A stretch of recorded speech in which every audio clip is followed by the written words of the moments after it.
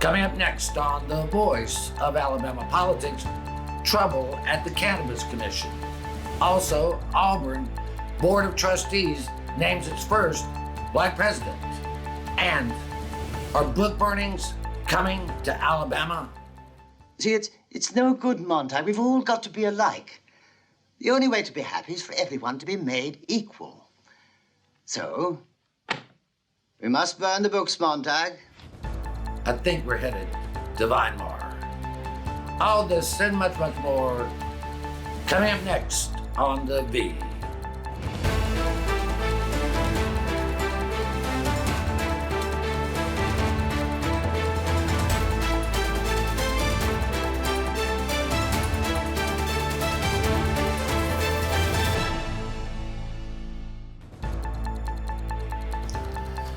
Welcome to The Voice of Alabama Politics, where we tackle the tough issues so you have the hard facts. I'm your host, Bill Britt, and as always, I'm joined by Susan Britt, research guru extraordinaire, and Josh Moon, columnist and investigative reporter at APR. Welcome. Hi, guys. Hey, y'all. A new report came out that some 900 books have been banned in the United States in 2002 to this point in 2020, from 2022 to 2023. 900. It sounds like we're in Fahrenheit 451 territory where they burn all the books, and because they want us all to be the same. They don't want us to learn anything, Josh.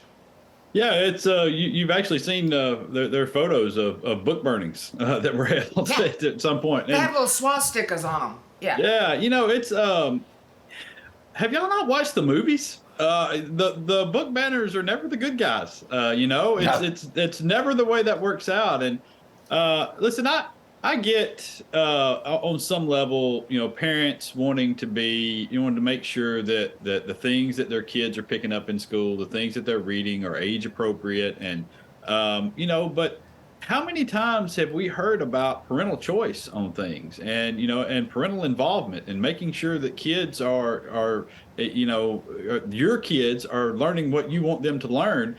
And you know, that sort of stuff starts kind of at the house, and the availability of books should be something that's there for everyone. And then you guide your children on what's going on. Yes, there are guidelines that schools follow and that school boards follow and that teachers follow. And you can be a part of those as well. There's a whole process. It's called the governing of public schools. There's a whole process you can be a part of with this. Susan, it's also happening in public libraries up in Prattville. There's an ongoing controversy there where a group has gotten together and tried to ban books. Recently, APR reporter Jacobs Holmes spoke with Dr. Nancy Pack, who is basically the state librarian. She's the head person. And she referred him to a book called The Rabbit's Wedding. Yes, you did. And it was a book where a black rabbit and a white rabbit got married. And this, I think, was in 1958, I believe. And because people, you know, interracial marriage, we can't have that in a book. And I believe at the time it may have even still been illegal. So they banned that book. Well, it seems like what we're doing is going right back to this. In fact, you know, Scott, that Stadthagen is talking about actually bringing legislation next session. What exactly is that legislation going to be? Who's going to be the one that picks and chooses these books for children? You know, this has just gotten. You know, I'm hearing goose stepping outside right now. Josh, 70 years ago, a picture book for kids 3 to 7, 4 to 7, showed a black rabbit and a white rabbit, and they interpreted it as interracial marriage, which was illegal in Alabama at that time. You know, honestly, it's you know, for all of the screaming about indoctrinating kids and you know, forcing your liberal agendas on kids, this is the actual forcing of an agenda on children. When you take away the opportunity for them to learn about the differences among them, you know, their differences, the things that they've spotted within themselves that are different than maybe what their parents expect or what other people expect out of them, or the differences among their peers.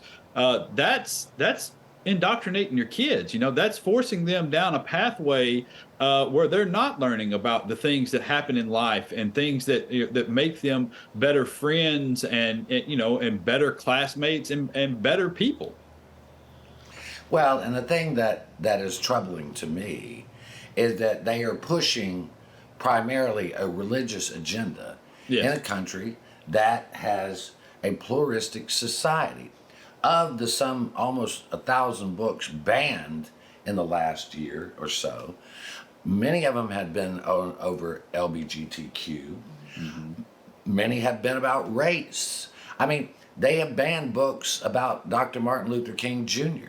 Yeah. They had banned 20,000 Leagues Under the Sea by Jules Verne. They banned, they banned a book about Manet, the artist, and his paintings. I mean, it's just ridiculous. And it is really part of a social agenda by the far right wing of the Republican Party. Oh, absolutely it is. I mean, there's no doubt about that. That's exactly what they're trying to do. And because when these books are available, and when kids learn true stories about what's happened in the past, it humanizes these people that sometimes they've been taught to vilify. And we can't have that. We can't have you understanding what happened in the Black community, what happened, with transgender people, how it's harmful to them, and what their real life experiences have been like, because it humanizes them in your eyes at that point, and they can no longer use those sort of wedge issues to get in and steal votes from people. Well, and again, it's taking away choice. They love to take away people's choice, no matter what kind of choice that is. This should be a parental choice. These things should be available to all the kids if the parents want to take them down that path, not somebody else's path. Libraries should be a repository of knowledge available to everyone and all books. The state of Indiana just passed a law that you can't ban books in public libraries. How about that? That's never Hey, just a real quick second. Governor Kay Ivey is going to call a special session for July, the week of July 17th, to get these congressional maps straightened out. Josh, got about a minute here. What do you think? It became necessary because of the Supreme Court ruling that ruled our 2020 maps were discriminatory, and we have to draw in a second district where Black voters make up a majority or something very close to it. I believe that was the exact words of the court. We're going to have to redraw them, so they're going to have a week or so. And if we don't do a fair job or don't get them done by a July 21st deadline imposed by the federal courts, they're going to appoint a special master to do it for us. Well, the question will be then, and I think quickly, can the Republicans be competitive in those districts? And they think they can be. If all the districts were joined fairly, everybody could be competitive in every district, but we don't get that. We get the gerrymandering and the race-based and the guys in the guise of Republican or Democrat, right? Right. That's all we get. Well, we're going to have to leave it right there. You're watching the voice of Alabama politics. We'll be right back.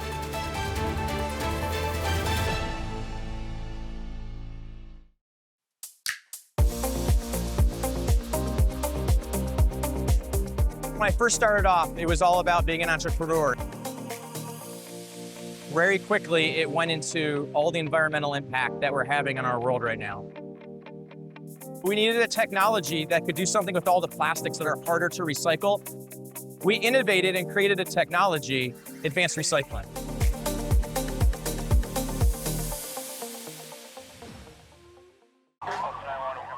My personal biggest pet peeve is kids who are not properly restrained, whether that be in a booster seat, a car seat, or even a simple seatbelt. Kids, they become projectiles, and it's terrifying. It absolutely breaks my heart to know that something so innocent could be punished so severely. Your children rely on you to be that person that says, no, you need to put your seatbelt on. Today, Montgomery is a safer city. It's time to shift the narrative and take control of our future. We're reopening community centers, remediating blight, and revitalizing neighborhoods across the city. And we're unleashing new opportunities. Over the past year, companies have invested a record-setting $2 billion in Montgomery and created 2,000 jobs. This is a new Montgomery. And together, we're reimagining the possibilities.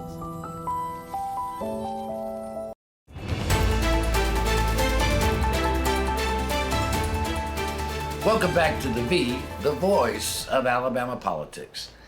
I mean, the Medical Cannabis Commission has been nothing but a hot mess. I mean, talk about a dumpster fire full of marijuana. It's been just that, Josh.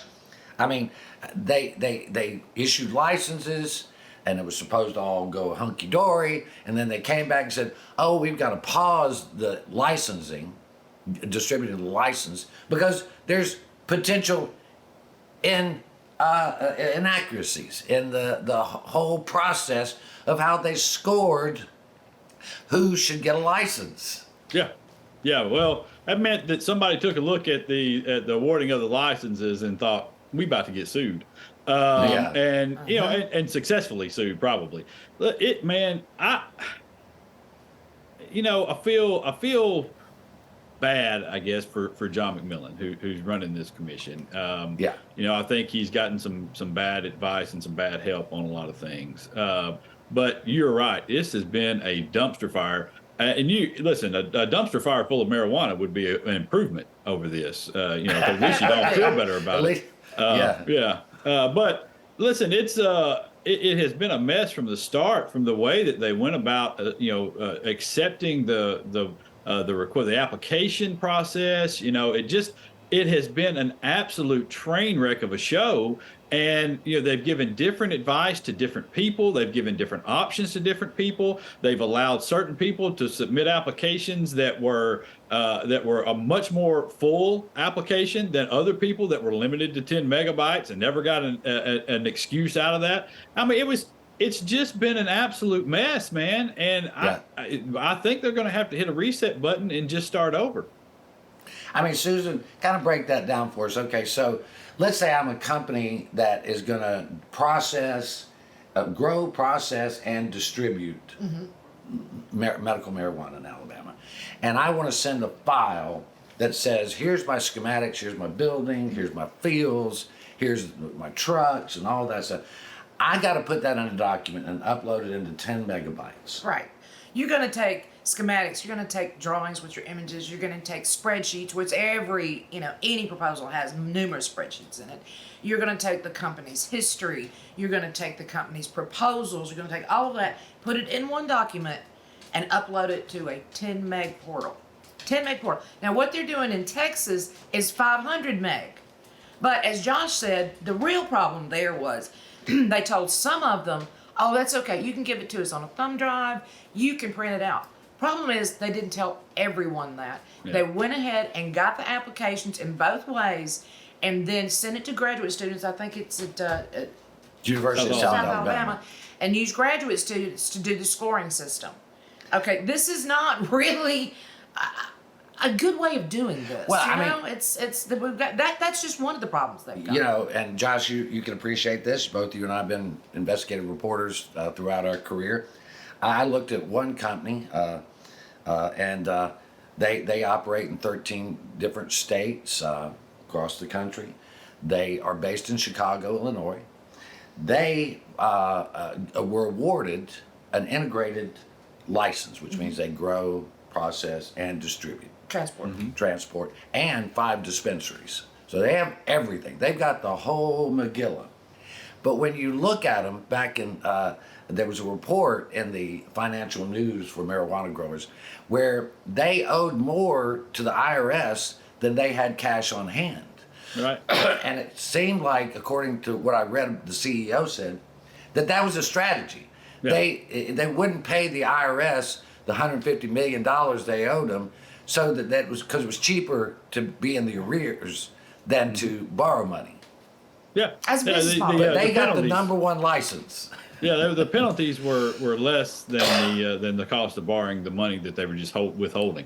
Yeah, and I mean, I guess that's a fair strategy. I assume that happens in business from time to time. Yeah, but it underscores a point though. We're talking about hundreds of millions of dollars potentially here for these companies, and that's what we're dealing with out of this is hundreds of millions of dollars, and we can't get the portal right to send the applications in. You know, I mean it's such when you start talking about it and you hear these problems that these people encounter.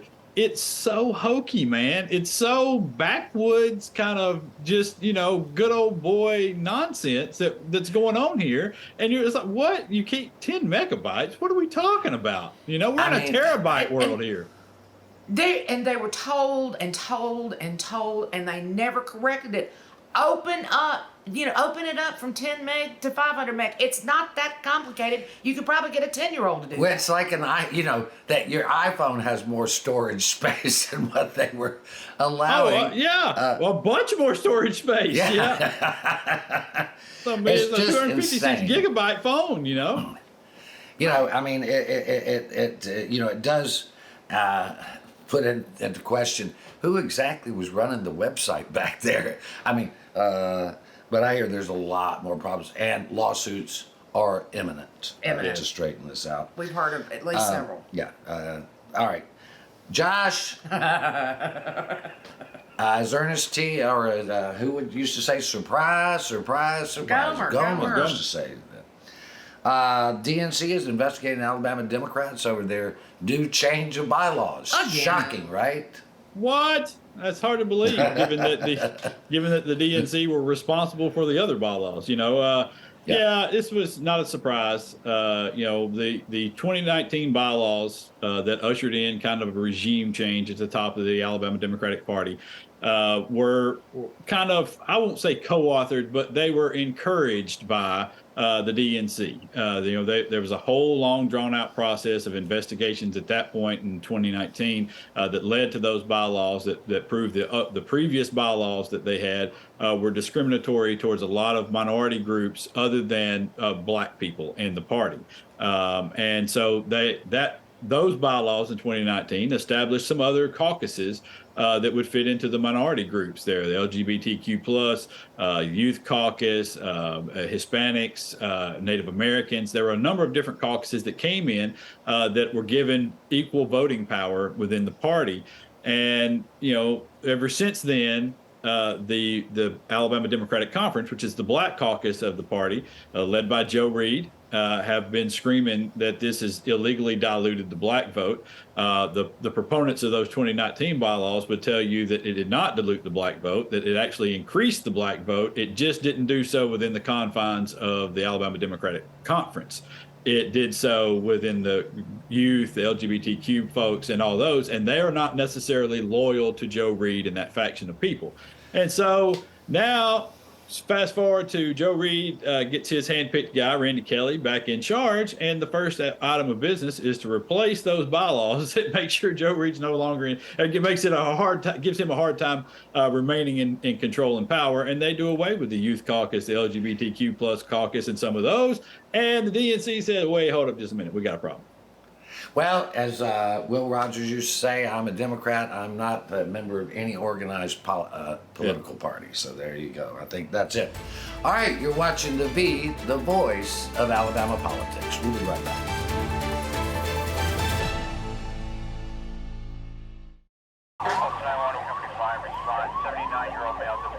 Throughout my career, I've seen many crashes, and a lot of the fatalities are from people who haven't worn their seatbelt. Cars have rolled over multiple times. I've had people end up in lakes, ravines.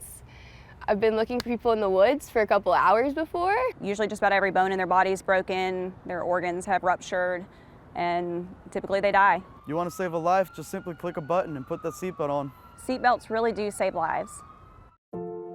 My dog Jupiter is frightened when I climb too high, the owl said.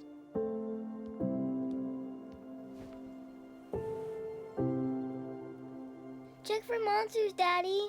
I did, honey. There are no monsters. You're perfectly safe.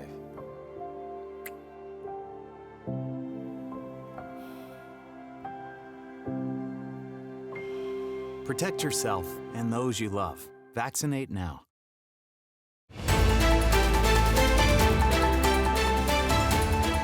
Welcome back to The V, the voice of Alabama politics. This past week, a federal judge in Arkansas permanently struck down that state's law that banned affirmative care for transgender youths. He said it was discriminatory against transgender people. It violated the constitutional rights of doctors and a lot more. That case is very similar to the case that will be heard here in the 11th Circuit very soon. Well, not soon, but it will reflect on the state law here in Alabama, what it said. Across the country, we're seeing these laws being struck down, not by Democrat judge. I mean, they're just both Democratic and Republican appointed judges are striking these laws down because they find them discriminatory and unconstitutional. Yeah, well, U.S. District Judge Lyles Burke, who is a Trump appointee, has actually blocked that law, right, the Alabama law right now, until they can get to trial, you know, so that they can go ahead and get care until this can actually be heard. I don't think they're hearing this until 2024, sometime in 2024. But Josh, I think this portends of what's to come. This Arkansas rule. Yeah. Well, you know, and the reason why you're having this deal, you know, I think a lot of people looked at it and thought, well, these Trump-appointed judges or, you know, whatever are going to do this or that. The problem is, as we found out in the Alabama case and in the Arkansas case as well, is that the guiding principles behind these lawsuits are very, very thin. They have really no case to do this, because very quickly when they get into court and they talk to the doctors and to the kids that are being treated, they learn that of the multitude of steps and processes that they undergo in order to get these treatments, in order to and how they monitor the treatments, and how the doctors care for these children, how the parents are caring for these children, and the dire straits that a lot of these kids were in, you know, with threats of suicide and unhappiness and depression, and all of it is very, very real, and it's a real world thing, and it's no longer this pandering, you know, issue of we must protect the children. That gets talked about in the halls of state houses, and it becomes a real life situation in that courtroom where a judge then has to look these people in the eyes and say, this is not right. What we're taking here, what's going on here is a medical process, and we're hearing from licensed individuals that know what the hell they're doing, and you've got a quack up from Australia who's never treated anybody, and so we can't do this. One of the other things that judge said in Arkansas was that the wording was wrong in saying the care was experimental or carelessly prescribed. Yeah. He pointed that out to support your point. And the thing is, we cover politics. This is political. It is That's all it is. Device to gin up the base of the Republican Party, because transgender youths are vilified by certain people, and they get them cranked up. They get them hating. Because, see, if you're going to run an authoritarian party, you have to have people to hate. You can't just disagree with them. You have to hate them. And listen, there are plenty of Democrats that hate Republicans, and a lot of Republicans hate Democrats. This is about children, not about politics, but they're making it about politics, and that's just wrong. I got one question. Yeah. How can you hold a Bible in this hand and hatred in this hand? Because they don't believe in what's in this hand. Yeah. Well, they don't want to follow it. They want to follow it when it's convenient. And it's just, you're right. And that judge is right. There's no evidence when you actually get down to the nuts and bolts of this. There's no evidence to support the idea that these decisions are being made on the fly, that these children are being harmed by what's going on here and not helped. That there is some callous movement to turn children into transgender kids. There's no evidence of this, and there is a ton of evidence that these things are helping struggling children. And again, I don't think there's any parent in the world that said, boy, I hope when my girl or boy is born, they're transgender. I don't think they think that. I don't think that's on their mind. And it's not a decision the child makes. Right. No. But These the parents parent- are trying their best to save their children. That's what they're doing. That's it. That's it. And right now, for political purposes, they're trying to destroy the family unit and destroy the family And destroy the child. and destroy the child, all for political gain. And if you believe in the Bible, I would bet you that's a sin to lie and to deceive, to get political points. But, And when I read anyway, well, you got to open it up sometimes. I just love to imagine what Jesus would do if confronted with a transgender child. he- How would he treat them? Stone them, baby. No, I don't think so. I don't think so. Hey, I'm Josh, talking about you wrote a remarkable piece about a remarkable guy, and that is Quentin Riggins, who has been elected the president of the Auburn Board of Trustees, a black man. This is the first time in the history of that university that this has occurred. And really, it's only 60 years after George Wallace stood in the door of the University of Alabama, refusing to let black people even enter. Yeah.